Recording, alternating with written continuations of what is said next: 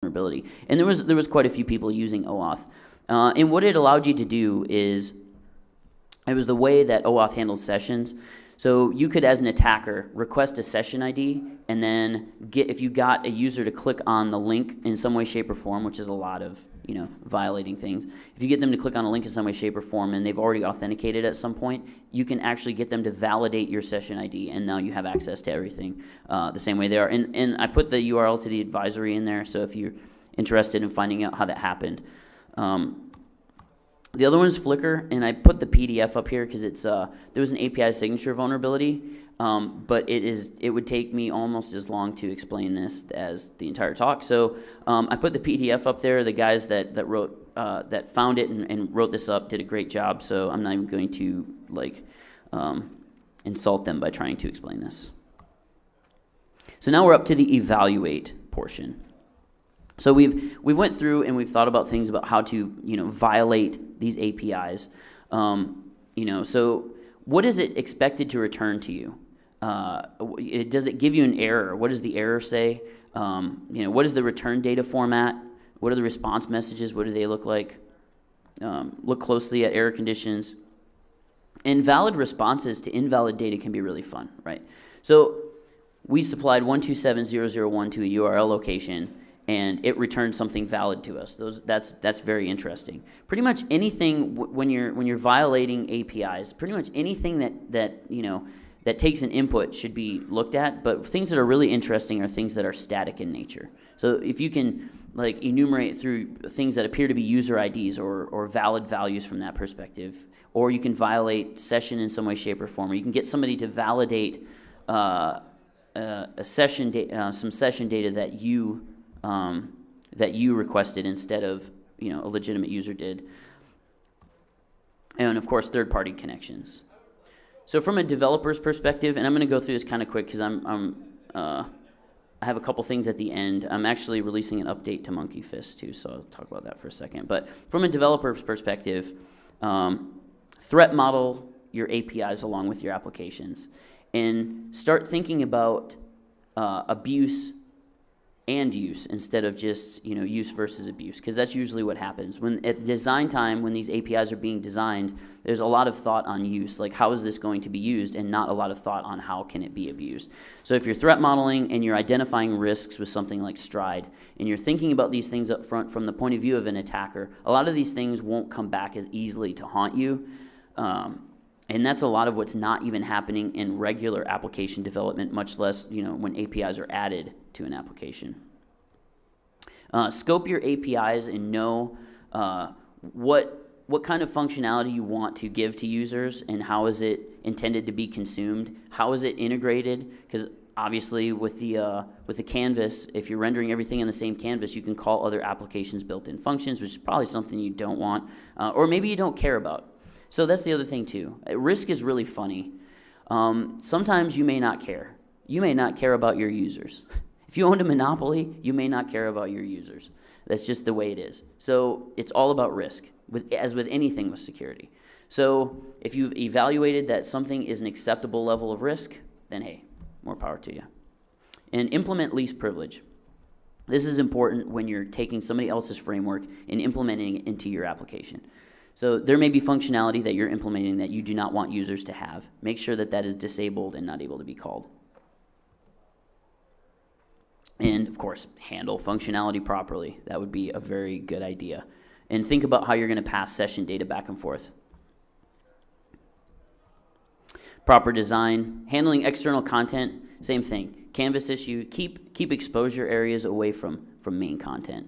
Don't integrate, somebody else's data in your domain. That seems easy enough, but it does not happen. Even RSS feeds, RSS data can be bad. And data and input validation. Back to the same things we're always back to. If it doesn't come from you, it is external. Even if it comes from your friend. I mean, if your friend handed you a USB key, would you just plug it into your computer, or would you ask them what is on it first? Goatsy pop-ups are never fun. A few more. Don't put dev code in production. This is really big common sense stuff. And security test your stuff prior to release. Okay, now let's talk about something else. At Black Hat this year, I released a tool called MonkeyFist, and it does dynamic CSRF because that's a lot of what me and Sean were talking about at Black Hat this year. And what it allows you to do is really interesting ways. And remember, you can CSRF API calls too, which is always very fun. It allows you to do some things that aren't easy to do otherwise. So for cross-site request forgery, there are certain things that were thought to be useful that ended up becoming not useful after this tool was released. You can basically set this up, and based on the referrer, it will go through your payloads file and hit a specific payload in that payloads file. Also, if you're leaking any kind of token data or session data, it will strip that out of the referrer and package it into the payload for you. It will also allow you to do things like hidden posts, which for a while there, people were saying, well, it's a post instead of a get, so it can't be CSRF'd as easy. Not really anymore. This is very easy to do.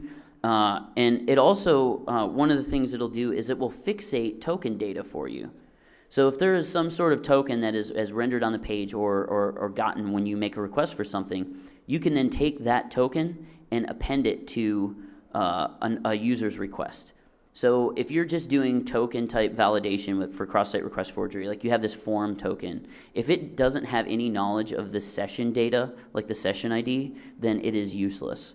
Because an attacker can just go make a request for a token, append it onto somebody else's valid session, and bam, your cross-site request forgery protection mechanisms are all gone. A couple of scenarios for that. The easiest one is a dynamic redirect. So if you're running number 3 with MonkeyFist on it, and it's not something, MonkeyFist is actually a knot, by the way. It's nothing like uber bad, so don't believe Urban Dictionary. So if you user requests content on a page, if you can implement content on good.com and send that data back to the tool will then redirect back to the user with valid session data, and then number 4 is the payload. I'm just going to go past post construct because you can, if you leak full session data, the tool can make a post without the user's browser, and that's goodness. But the last two are dynamic page and session fixate or token fixation.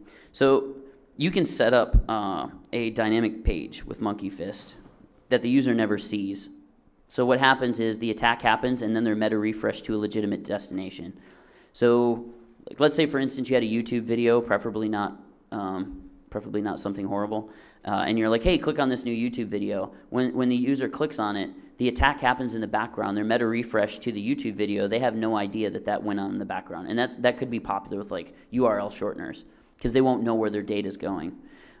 So the tool allows you to do that very easily. And then of course the fixation attack, where you can make requests for valid CSRF tokens and append them onto a valid session for a user and have that as well. The changes I made to make it 1.0 versus 0.4, which I released at Black Hat, were the other handlers now work, which they weren't even available to you before. So if you tried to call them with the tool, it would be like, this isn't implemented yet. So all it did was attack. You didn't have any options to just log things that came in or to do a random handler. So if somebody was doing like SEO or something like that, they wouldn't be able to just pull random things out of the file. And the error handling is pretty good. So if you number a payload file wrong or something, it won't like totally crap out on you. However, the one thing I need to fix is in this fixation attack example, it assumes that all the input is type of input. So if you have something with the text area, it won't know how to do that. So I will fix that here at some point. And right now, I am pretty much done with this unless you have any questions. My information is up there, and hopefully you stayed awake through the whole thing. I don't think I saw anybody sleeping, but I wouldn't know with a laser beam shooting in my eyes right now. Any questions? Sure. Why do you? I knew you were going to ask me about Adult Friend Finder. I don't know how much it costs a month, but what? You just wanted to ask me about that, like?